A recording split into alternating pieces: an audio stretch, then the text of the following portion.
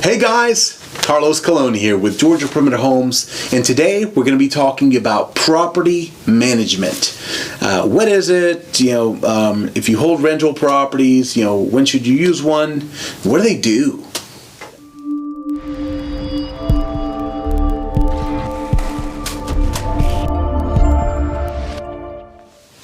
Welcome to our weekly video. Thank you guys for tuning in. So let's go right into it. Property management. So first of all, what is it? What are they?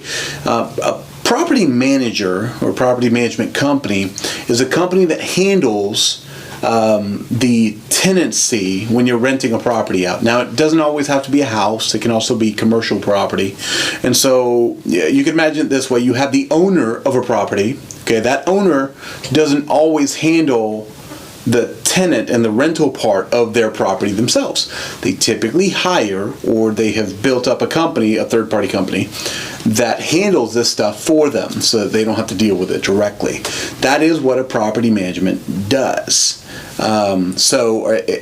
Now, you can find them pretty much anywhere in any state, but obviously they're more prevalent around city areas because most investors invest in local or city areas. In smaller communities, you won't have a whole lot of them, but it's important to kind of know the ins and outs. So for the sake of this video, we're going to be going into the general basis of property management, and then if you want more information about it at a deeper length, we'll do a separate video on that. So that is what they are. Okay, what do they handle? What do they do?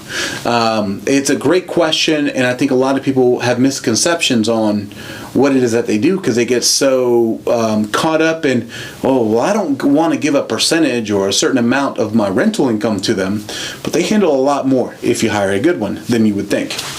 So, number one is really providing the tenant. So, a good property management company will put the property up for rent, whatever that looks like, or lease, if it's a commercial property, and they will procure potential tenants for your property. That's number one. Number two, they will screen those tenants.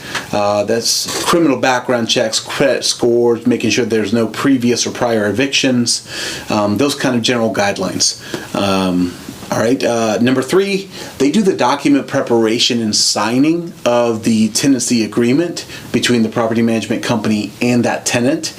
That keeps the owner not involved in that directly. And so that has to do with late fees, also what happens if you don't pay, what condition the property has to be kept in, what are the responsibilities of the tenant as they reside in this property. And then versus what are the responsibilities of the property management companies and the owners. So they prepare all this documentation. Next is going to be they handle receiving and collecting income from the tenants or lessees, and they handle giving that money once a month to the owner. And so they handle all of that. And so they also handle the late fees that are involved with that and making sure that they collect those from the person. Repairs is the next one. So they handle repairs and repair requests. Now, handle is being used as a very general term here. It doesn't mean they pay for those repairs. The property management doesn't do that. Now, they might pay for it and reimburse themselves out of the check that they give the owner that month, which is typically the way a lot of them work. And some owners actually prefer to do all the repairs themselves. So it doesn't always work out that way. It just depends on what that owner wants the property management company to do and what they want them not to do. Okay, they handle evictions. That's one of the big ones, or a good property management should. In my personal opinion, any property management company you hire should be handling evictions for you if you're paying them. So this means if a tenant has not paid, late fees as well as court fees and time spent on it should be charged to that tenant. And it takes time, obviously, and paperwork to go down to the courthouse, file the eviction, and make sure that we can get them out. And then when can we get them out? And then we have to worry about the cleanup process of the property afterwards to make sure it gets squared away. On top of that, really advising the owner. And what I mean by advising the owner is, in some cases when you have several properties, it's really going to be, hey, Mr. and Mrs. Owner, rent rates have gone up. You've been charging the same rent rates for this amount of time. Maybe we should bump it up by $50 a month. What do you think? And so they bounce those ideas back and forth to be able to let them know, number one, what is within the owner's legal rights, and then number two, what's the appropriate way to handle whatever strategy they're taking next. And so a good property management company will do that with your owner. Now, every owner's different. Some owners don't want their property management company helping them with ideas and that kind of a deal. But it just, again, depends on the owner and what you want help with. Now, what do they typically charge?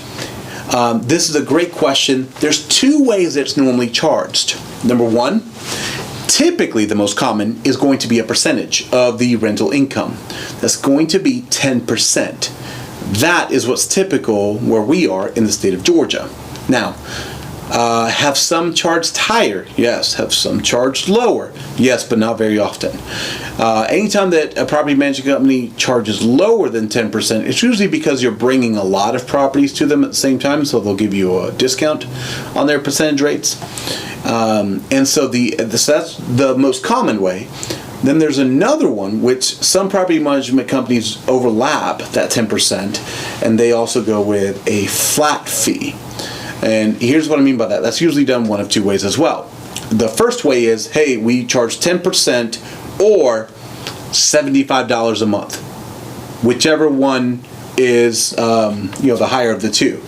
As you can imagine, if you've got a property that's only $500 a month for rent, that's only $50, and they're claiming $75 is the minimum that we'll charge for this rental as far as the property management is concerned. So that's the first way as far as the base. And the other way is, hey, we charge a flat fee per door no matter what. This is what that charge looks like. And so it has nothing to do with the percentage at all. So those are the two different ways that typically a property management company will charge. Now again, that has to do with the monthly reoccurring things. That doesn't have to do with how much they charge to evict a client or how much they charge to procure a client. All those things are specific to the property management company. And a lot of times they will charge the first month when they procure a client for your rental or lease. It just depends. So make sure that you ask the right questions when it comes to that. Next question is going to be, what areas do they work? So property management companies like to stick, for the most part, locally. And so what I mean by that is, if you've got a company that typically works Atlanta, will they work the perimeter? Yeah, probably. But will they go 40 minutes south of Atlanta? Probably not in most cases. There are larger companies that do that. The only problem is, in doing that, what's the likeliness that they'll have the presence within that community to procure a good tenant for that property when it's so far away from their base market? So you have to think about that. The best way that I like to think about it, in my personal opinion, is try to hire someone local to that market as much as possible and just sift through all the different options for property management companies and pick the best one. And then just go that route with it. So the more local they are, typically the more they know that specific market. It's not always the case, but in most cases, it does work out that way. Next bullet point, why are they important? My personal opinion on this is their job is to take all of the hassle that we just talked about, those bullet points, off of your plate. So their goal is to pull this away from you so you don't have to handle this yourself. So you can actually just be an owner and not have to worry about the in-betweens and just collect your check every month. That is a convenience factor. So the whole point is convenience. You don't have to do the filing for eviction. You don't have to collect the rents and worry about what happens when somebody doesn't pay. You don't have to worry about putting the market up for rent and trying to procure the tenant. And so all of those things are 100% about convenience. And so the more properties you have, the more convenient it's going to be to have a property management company handle those for you. Now, the last bullet point, which is probably the most important, when should I use a property management company? This can vary. If you're a small-time investor, 1, 2, 3 properties, could you handle this all yourself? Absolutely, you could. Probably wouldn't have any issues with it. However, if those properties are really far away from you, you might want to consider hiring a property management company who can keep a closer eye on those properties for you without any issues. But my personal opinion is in general, when you're getting to the 5, 6, 7, 8, 9, 10 unit mark, so I've got 5 to 10 rentals, or maybe upwards of there, it's probably smart or wise of you at this point to hire a property management company to handle it for you. Now, some people just have 10 rentals and they just go, this is my retirement plan, I'm going to handle it myself. There's nothing wrong with that. But what you've just done is you've turned the property management into your full-time job. You're not actually retired. So just keep those things in mind. Being an owner is very different than being the property manager. And if you don't have a property management company, you're the owner and the property manager. So, or the property management company. You're both, whether you realize that or not. So make sure that you look at both situations, understand what's going to be convenient for you, understand whether it's going to alleviate this burden off your plate, and if it makes sense, pull the trigger. Reach out to some companies near you or local to that particular rental that you own, or rentals, and then start interviewing them to see who's going to be the best fit for you. So that's it for this video. I hope you guys learned a lot from that. Like I said, we can go deeper into some specific terms in a later video. But if you have any questions about this or looking to buy or sell a home, please reach out to us. Our phone number is 770-314-1285, or check out our website with some amazing properties at www.georgiaperimeterhomes.com. Thanks. Bye.